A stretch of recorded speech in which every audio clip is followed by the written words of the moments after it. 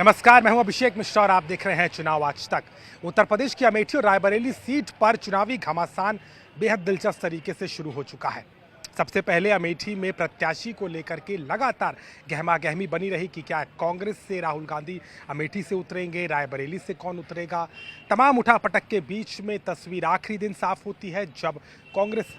आलाकमान ये फैसला करते हैं कि राहुल गांधी रायबरेली सीट से पर्चा दाखिल करेंगे और अमेठी से केएल शर्मा जो कि सोनिया गांधी के प्रतिनिधि हैं वो यहां से नामांकन कर चुके हैं। अब लड़ाई दिलचस्प इसलिए हो गई है क्योंकि राहुल गांधी रायबरेली गए हैं जो अपनी मां सोनिया गांधी की सीट पर एक बार फिर से दावा करते नजर आएंगे, तो वहीं अमेठी को लेकर के भी चर्चाएं जोरों पर है कि क्या आखिर कांग्रेस ने यहां पर अपने हथियार डाल दिए।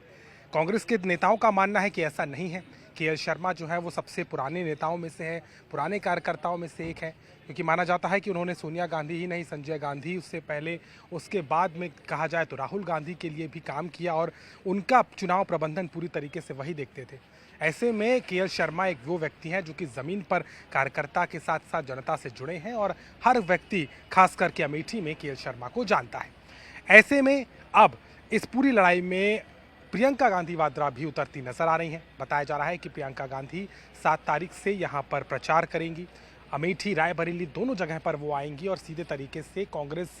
और गांधी परिवार के साथ इन सीटों पर लोगों के साथ कायम इस रिश्ते की बात कहेंगी।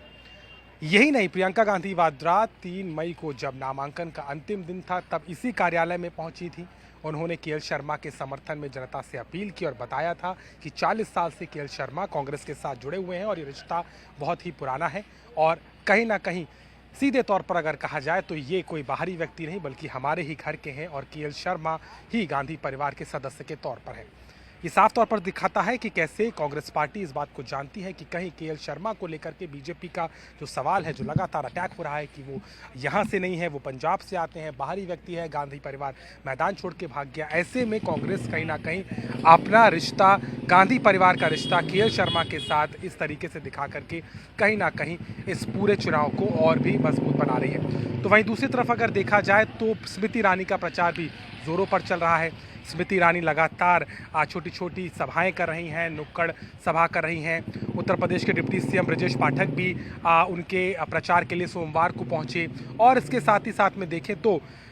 बीजेपी को पता है कि कहीं ना कहीं ये लड़ाई दिलचस्प है और काफ़ी चुनौतीपूर्ण हो सकती है, इसीलिए चाहे बड़े नेता हों या ज़मीन का कार्यकर्ता, हर कोई यहाँ पर बीजेपी की तरफ से भी पूरी तरीके से नजर आ रहा है। लेकिन सबके बीच में घटना ने भी सबसे बड़ा ध्यान आकर्षण किया। वो था रविवार की रात 10:30 बजे अमेठी के इसी केंद्रीय कार्यालय के बाहर खड़ी 5-6 गाड़ियों पर एक हमला होता है जिसमें गाड़ी के शीशे तोड़े जाते हैं, बैठे ड्राइवर पर भी को भी घायल हो जाता है और इसका सीधा आरोप कांग्रेस पार्टी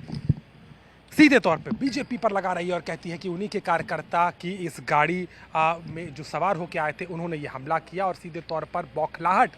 का आरोप लगा रही है कांग्रेस पार्टी और इसको लेकर के तहरीर दी गई है। अभी तक ये घमासान सियासी चल रहा था लेकिन अब इसमें सीधे तौर पर देखें तो जिस तरीके से ये घटना हुई उसने काफ़ी हलचल इस पूरे इलाके में कर दी है। हालांकि इस मामले को लेकर के तहकीकात चल रही है और कांग्रेस जहां बीजेपी पर आरोप लगा रहा है इसको पूरी तरीके से सुनियोजित तरीके से करने का, तो वहीं दूसरी तरफ बीजेपी इसको कांग्रेस की तरफ से दिखाया हुआ शगुफा बरकरार दे रही है। लेकिन इन सबके बीच में अमेठी और रायबरेली की सीटों का जो प्रसंग है वो काफ़ी महत्वपूर्ण हो गया है क्योंकि मतदान में अब ज़्यादा दिन बचे हैं नहीं। चौथे चरण में 13 मई को यहाँ पर जो है जिस तरीके का माहौल बन रहा है, माफ़ कीजिएगा 5वें चरण में 20 मई को यहाँ पर वोटिंग होनी है और उस हिसाब से अगर देखा जाए तो ज़्यादा समय नहीं है। लेकिन पार्टी आलाकमान ने जिस तरीके से अंतिम मौके पर यहाँ पर प्रत्याशी उतारे हैं और प्रियंका गांधी वाड्रा जो कि खुद प्रचार के मोड में इसी सीट पर अमेठी और रायबरेली में प्रवास करेंगी, माना जा रहा है कि वो 7 तारीख से लेकर के यहीं से ही आगे की कमान संभालेंगी और सीधे तौर पर अगर देखें तो राहुल गांधी के रायबरेली सीट को मजबूत करने और अमेठी में केएल शर्मा को मजबूत उम्मीदवार के तौर पर ज़मीन पर उतारते हुए कांग्रेस पार्टी पूरे तरीके से इस लड़ाई में नजर आ रही है। अब सेंटिमेंट कहाँ जाता है वो तो देखने वाली बात है, लेकिन ये ज़रूर है कि यहाँ की लड़ाई बेहद दिलचस्प हो चली है और अब कहीं ना कहीं पार्टी नेताओं का आने का सिलसिला भी शुरू हो रहा है और इस सीट पर स्मृति ईरानी अमेठी में जहाँ ताल ठोकते हुए दावा कर रही है कि उनके काम पर वोट मिलेगा, तो वहीं केएल शर्मा गांधी परिवार से अपने लंबे रिश्ते, कांग्रेस के सेंटिमेंट और अमेठी की जनता के की आवाज़ के तौर पर इस चुनाव को देखने का दावा कर रहे हैं। और कहीं ना कहीं रायबरेली और अमेठी ये दोनों सीटें उत्तर प्रदेश के लोकसभा चुनाव के इस रणभूमि में कहीं ना कहीं और भी दिलचस्प और पेचीदा होती नजर आती है।